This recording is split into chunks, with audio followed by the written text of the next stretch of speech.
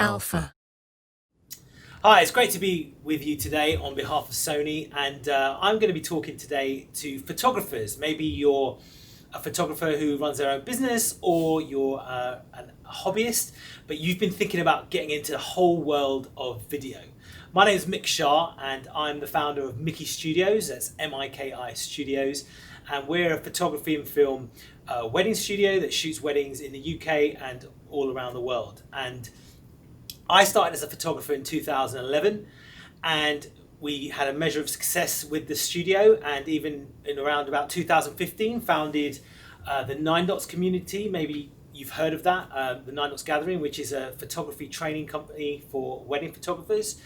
And so that was all going well, but around about 2017, I found that I was turning up to weddings, and whilst I still loved weddings and the emotion and everything that's about, I was kind of in a creative rut with photography and wanted to push it further but didn't know how to. And so that's kind of how I kind of then started to think about video and all those elements and creative elements. And in 2017 shot my first wedding video, and that kind of snowballed.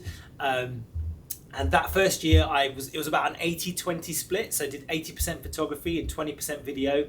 And then by the time we got to 2019, it was the other way around. So I was doing 80% video and 20% photography.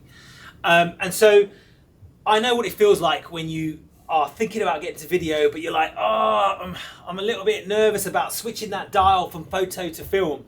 And so I want to kind of demystify that a little bit for you today, and help you kind of explore all those avenues.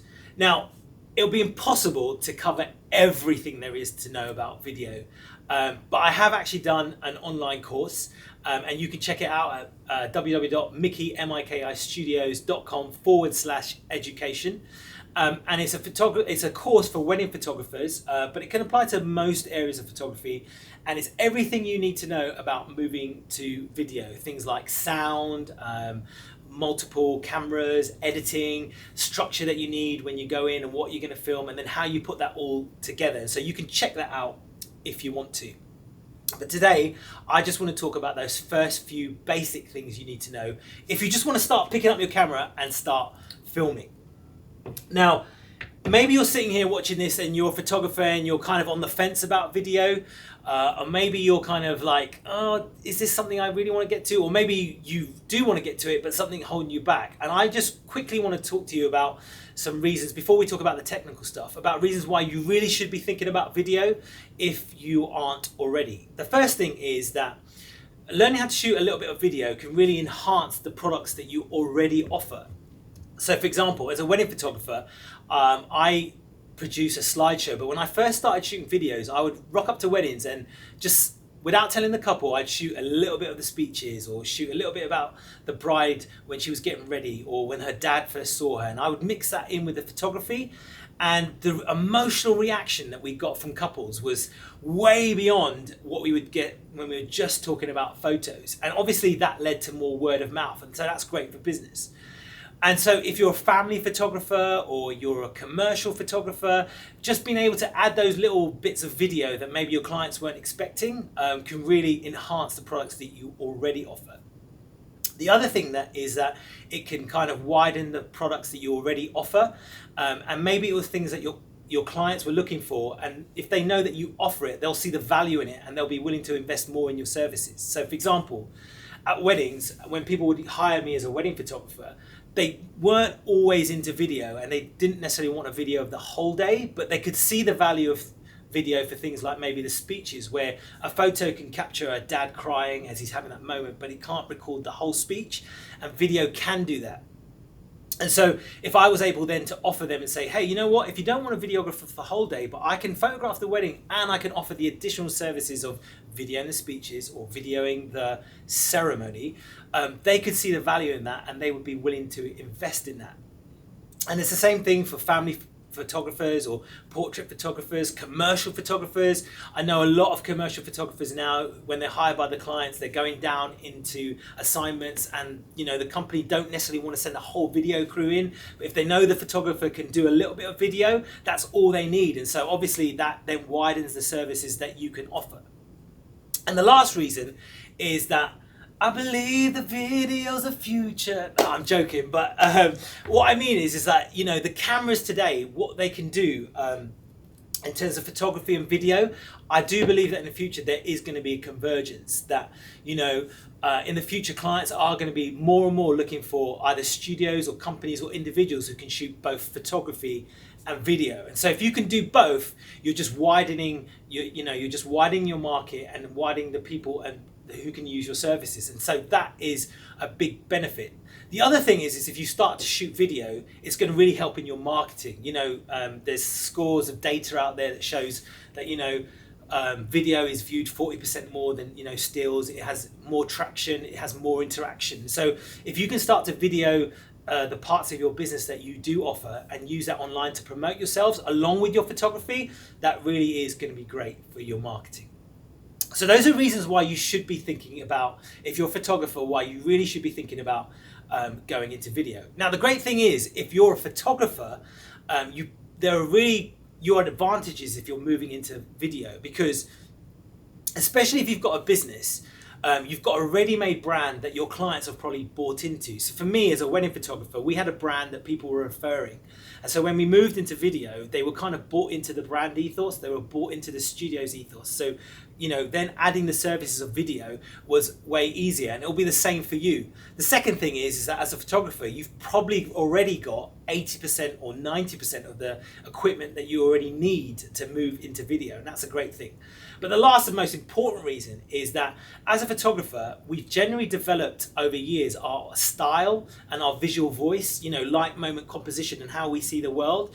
And so when we move over to video, we have a ready-made reference that we're working from and that couples or our clients already resonate with. So, you know, we have that voice already that people have bought into, and that the way that we so we're not trying to figure that out. It's more the kind of technical aspects of shooting. With that being said, if you were to, you know, take this dial and move it from photos to video to film, what were the things that you would be needing to think about today? And so I want to talk about 6 things that you should be thinking about for the photographer who wants to move in video. And this is really about, you know, the first types of videos that you're going to start shooting, most likely handheld. What are 6 things that you need to be thinking about? But before I say that, there is a difference when you shoot these cameras in photo mode. I shoot on a Sony a7 III, and there is a difference in the functionality that you get when you move from photo to film. So I can be shooting photos and be in photo mode and press this record button at the back, and it will record. But when I switch it to film, there are a load of other things that become available to me. And so when I switch that dial, what are the things that I want to be thinking about? So there are 6 things that you should be thinking about. Number 1, resolution. The first thing you're going to have to decide is what resolution will you be shooting in. And generally there are 2 resolutions that you can choose from, 4K and HD. 4K is a much higher resolution and a much bigger screen file size. Well, how do you put this? So HD is 1080p by 1920p, I think, and 4K is almost double that size. So right off the bat, the benefits of shooting in 4K are that it's a higher resolution, usually better quality, and if you're going to deliver in HD, so even though you shoot in 4K, you can still deliver in HD, you've got creative crop options, so you can crop in a little bit more. So even one shot of a scene, the fact that you can crop in gives it a different look. However, there are some downsides to shooting 4K. And the first one is that if your camera is going to overheat, it's probably more likely going to overheat if you keep shooting in 4K. But the second one is that generally 4K file sizes are way bigger than HD. So if you're shooting in 4K, you're going to have bigger memory cards, you're going to have more storage space, and if you're editing those files, you're probably going to need to have more computing power. To give you an example, Sony kindly invited me down to test their new Sony a7S III, and I was shooting with it on 4K 50 frames per second for about 3 minutes, and that file size was about 3 gig.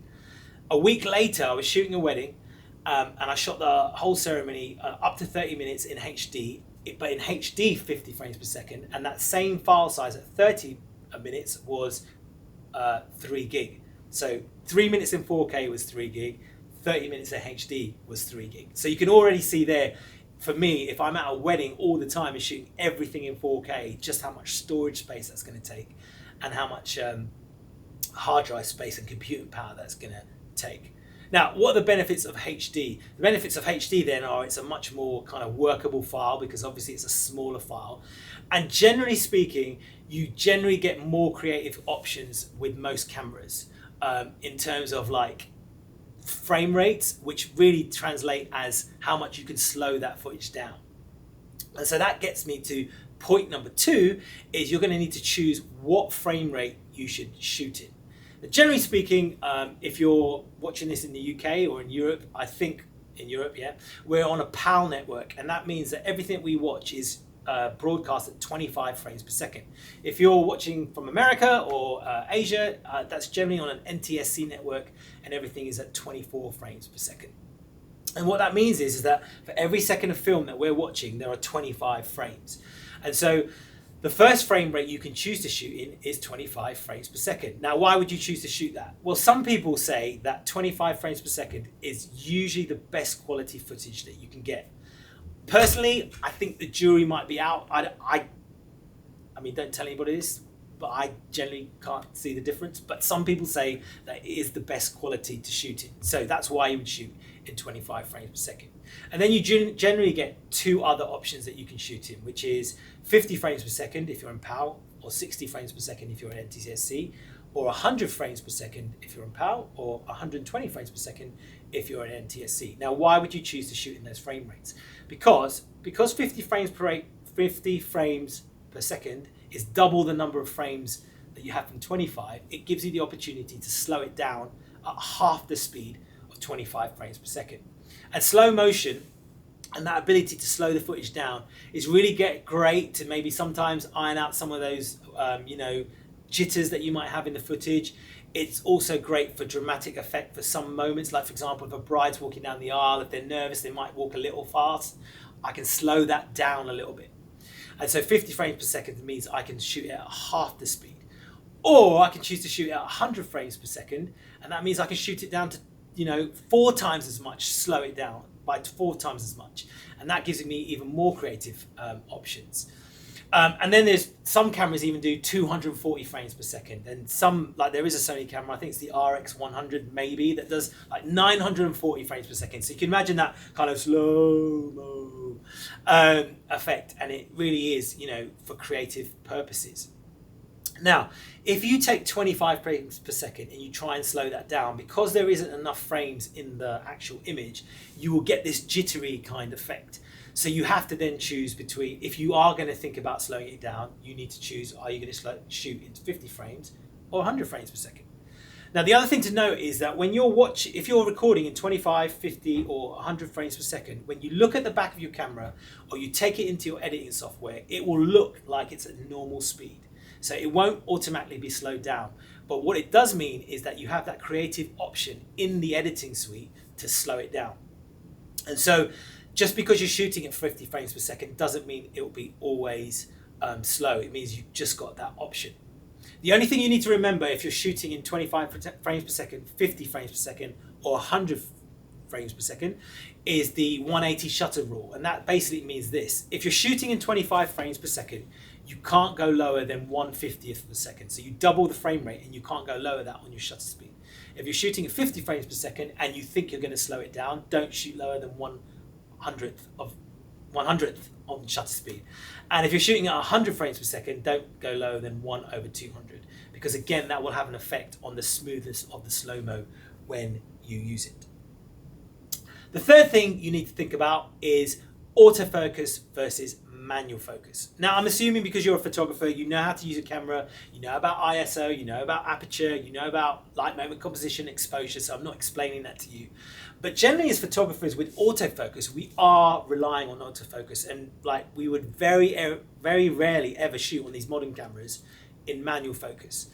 And with photography, we're kind of looking for that one moment. So we could be shooting, and maybe the autofocus is missing. But as long as on that one moment we get that one frame, that's all that counts. However, on film, you can't afford for your camera to misfire on that autofocus. Now, the great thing is about with these Sony cameras, I use the Sony a7 III. The autofocus now is really great.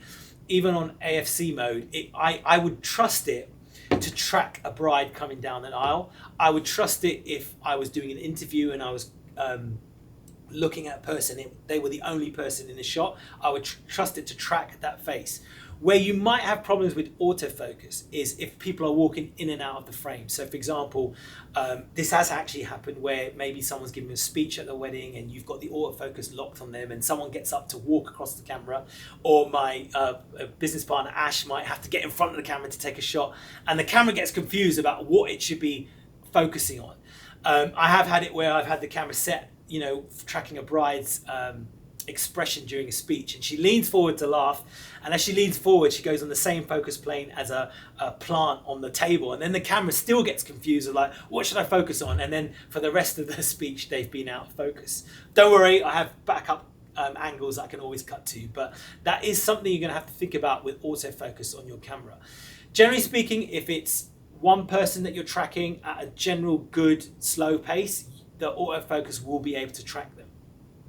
But if not, and you're in busy scenes and people are walking in front, you might want to think about starting to shoot in manual focus. And the great things, again, about the camera that I use, the Sony camera, is it has two things that really help me nail my manual focus. One is focus peaking. So on the back of my camera, whenever I focus on something, I can set the camera on the back of my screen to have a certain color, and it will tell me whatever's highlighted in that color, that generally is in focus. And the second thing is the focus magnifier. So I can actually punch in to the thing that I'm focusing in and actually kind of zoom in to see if that thing's in focus. And so that's really handy on autofocus and manual focus. So that is something you're going to have to think about when you're starting to shoot. The fourth thing you're going to have to think about is how we hold our cameras. And it's slightly different how we hold our cameras than how we hold our cameras when we're kind of shooting a photo.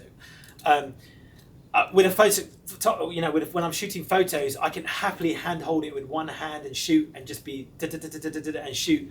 And as long as the one frame that I get is in focus and it's there, it kind of doesn't matter how much the camera was shaking. With film, however, if you start to have those micro jitters and shakes of your hand, it will matter. You will see it in your footage. Sometimes you can iron that out with slow motion, but sometimes you can't use slow motion. For example, if someone's speaking, you can't slow them down. Others who are like, I really love you. You know, you can't do that, right? So, you know, it's really important to know the technique of how to hold our cameras. Generally speaking, when you're shooting for film, you want everything to be stable. And so, again, with photography, I can hold it with one hand. When you're filming, you generally want to have 3 points of contact with the camera. The first two will come from your hands, and you generally don't want to move from your wrists. You want to tuck your arms in to give you that locked support so your camera is now steady. So I've got 1, 2, and my third point of contact for the camera will either be my eye up against the viewfinder or a camera strap, so I can hold my camera strap and hold it like this. Now, the IBIS in my camera, the Sony a7 III, is great, and I actually can, if you know, get away sometimes with just holding it with two hands. But if your camera doesn't have IBIS in it, in-body image stabilization, you definitely will want that third point to hold it. And so you generally want to think about that. The other thing is when you're holding it, you don't want to be moving from your wrists like this, because that's where you'll get the shakes. You generally want to hold it as still as you can. And if you are going to pan to the left, you generally want to move your whole body like this, or whole body like this. If you're going up and down, you generally want to move the whole body like this or that. It makes for great amusement for the people watching you filming, but you'll thank yourself later in the edit because you won't have all these shakes when you're holding the camera. And then the fifth thing you want to think about when you're shooting video is think about shooting through the moment. Again, with photography, we're looking for that one snapshot second in time of that moment. We don't really care what happened before that. We don't really care what happened after that, as long as we captured that one photo. However, with film, generally when you're filming a moment, you want at least 3 seconds of the moment that you're filming. So when I was shooting speeches with photography, sometimes I know some photographers will frown on this, but sometimes when you just needed great reactions, maybe the best man's giving a really great speech and everybody's laughing, Auntie Hilda's laughing, Uncle Tommy's laughing, Cousin John is laughing, and they're all around the room. You can go, got Hilda, got Uncle Tony, got John, and as long as one of those frames is in focus and you've got the expression that you want, that's all that counts. With film, you don't have that luxury. If I'm focusing on someone laughing, I generally need at the minimum 3 seconds. So generally, if someone's laughing, I want to be going 1,000, 2,000, 3,000. And then I've got, at the minimum, something to play with at the edit. However, you don't generally just want to be shooting that moment. You want to be shooting into that moment, the 3 seconds of the moment, and then shooting out of that moment. So, for example, if you were starting to film a child maybe blowing candles out on their birthday cake, you wouldn't want to wait till, okay, are you ready to blow? Okay, here we go, 1, 2, 3, and then you'd lift your camera and press record. You'd want to be pressing record as they were going, okay, are you ready to blow? And then as they go forward to blow, you've got the moment just before it. You blow the candle out, and then you don't want to press stop. You don't want to press stop either. When as soon as they finish, you want to wait till they've got back up, just in case anything else happens. And so, if I was filming, someone blowing out a birthday cake, I'm just assuming that when you first start, you might be starting on family occasions. I'd be holding it like this still, or holding up to my eye still like this. I'd be filming the bit before they'd blow the cake out. They'd finish. They'd come back up, and I'd still be holding that. Filming. And generally, if something's happening to the left or right, I'd just be looking with my eyes around to see if something's happening, and then I would slowly pan around. And you're going to thank yourself so much more when you start to edit those files or watch those files back. I can't tell you how many times when I first started, I would scream at myself because I was still thinking like a photographer, and I was darting from moment to moment. It looked like something out of the Blair Witch Project, like handheld on a camcorder. And really what you want is, nice, stable footage. And then lastly, the last thing, number 6, the last thing you want to think about when you're starting to move into video is, generally speaking, you want to get it right in camera as much as possible. As photographers, we're kind of a little bit spoiled. I joke about this with my business partner, Ash, all the time, that, sometimes he'll be shooting and I'll be like, mate, that ain't properly exposed. And he'll be like, nah, just fix it in post. He's a great photographer, by the way. He doesn't fix everything in post, but generally speaking, we are kind of spoiled with a dynamic range when it comes to photography. We've all been there when we kind of screwed up the exposure, or we have a scene where we want to shoot for the highlights and the shadows are dark, but we know, generally speaking, with photography nowadays, with most cameras, you've got 3 to 5 stops of dynamic range, meaning even if I underexpose by 5 stops, 3 stops, 4 stops, I've generally got a good chance of pulling some of that back. And even I've shot on JPEG where I've sometimes blown the highlights, I can still recover some of that detail. On film, forget it. If you've blown those highlights, generally speaking, those highlights are blown and that detail is gone. And with shadows, I would say push maybe 1 stop, but even then, sometimes it can get a little bit noisy in those shadows. And also, you want to be thinking about the way you frame stuff in camera, because we don't have the benefit of cloning. Can't clone stuff out. We can't clone stuff in. Never clone stuff in. Never clone stuff in with photography, but generally speaking, with video, we can't clone stuff in, we can't clone stuff out. So you want to be framing it. You want to make sure that the file is as close to as good exposure as possible, because we don't have that latitude in the files. That being said, though, if you are going out there, just think about those 6 things, and I would say just get out there and start filming. I generally started when I wanted to film. I started with my family, would film my kids, because if you've got pets, you might want to film that. Any family occasions, it was a good way to practice, not under pressure, and it was a good way just to see how good these cameras are. And generally speaking, it's a whole different world of fun that is out there.